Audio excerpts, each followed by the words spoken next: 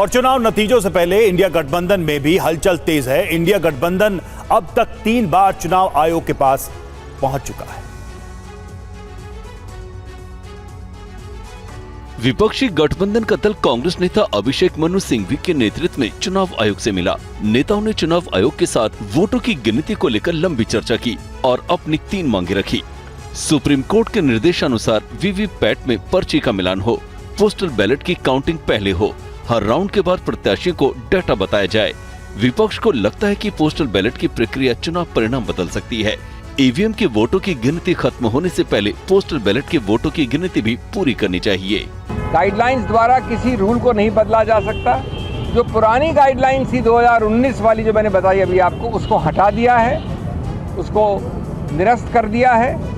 और इसका बड़ा सरल और सीधा परिणाम ये होता है कि ईवीएम की पूरी गणना हो जाए अंत तक, तब तक भी पोस्टल बैलेट की निर्णय की घोषणा करना अनिवार्य नहीं रहा है। इधर एग्जिट पोल के आंकड़ों को देखकर कांग्रेस और अन्य विपक्षी दल बिफर पड़े हैं। एग्जिट पोल को कांग्रेस नेता राहुल गांधी ने काल्पनिक करार दिया।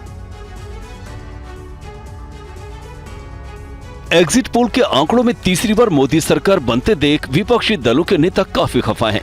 कांग्रेस नेता राहुल गांधी ने एग्जिट पोल को पीएम का फैंटेसी पोल बताया है। वहीं राहुल गांधी ने यह भी दावा कर दिया कि इंडिया गठबंधन की कितनी सीटें आने वाली हैं। ये मोदी जी का पोल है, फैंटेसी पोल है उनका। Thank you. कितनी सीटें आ रही हैं आपके हिसाब से? सिद्धू मूसेवाला का सॉन्ग सुना आपने? 295। कांग्रेस के सीनियर नेता जयराम रमेश ने भी एग्जिट पोल पर सवाल उठाया। इंडिया गठबंधन को 295 सीटों से कम मिलना बिल्कुल असंभव है। उधर बीजेपी ने एग्जिट पोल पर सवाल उठाने को लेकर कांग्रेस नेताओं से ही सवाल पूछा। और अगर आप देख लीजिए तो अपने आप में भारतीय जनता पार्टी दक्षिण राज्यों में मिला के सिंगल लार्जेस्ट पार्टी बनने जा रही है।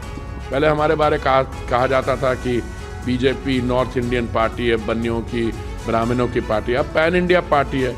साउथ में भी उसकी प्रेजेंस है, ईस्ट में जबरदस्त शोइंग है, वेस्ट में है, नॉर्थ में।